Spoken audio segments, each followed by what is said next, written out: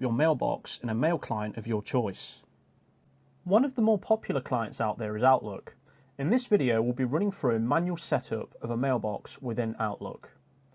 We should note that we do make use of auto-discover technology, so in the majority of cases, Outlook can set up your account with only an email address and a password. To begin, you'll want to open up Outlook and select the File option. After selecting File, you'll want to select Add Account underneath Account Information. Once you've done this, enter the name of your email address and then select Advanced Options.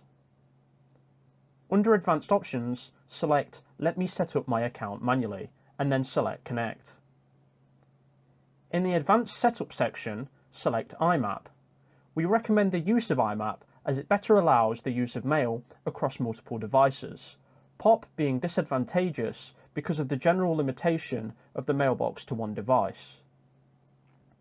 After you've selected IMAP, you'll then need to enter the connection details required to connect. Within the incoming server field, enter imap.stackmail.com and ensure that the encryption method is set to SSL. With the encryption method set to SSL, also ensure that your incoming port is set to be 993. Moving on to the outgoing settings, ensure that the outgoing server is set to be smtp.stackmail.com. Again, ensure that the encryption method is SSL and that the outgoing port is set to be 465.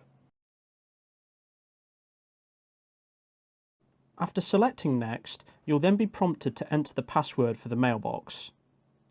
Simply enter the password for the mailbox and then press Next. Outlook should then attempt to connect to the mailbox and, all being well, a successful connection should be made, after which Outlook should then begin syncing mail to your local machine. We hope this has helped. If you run into any issues, please contact our support team and please remember to like and subscribe for more content like this.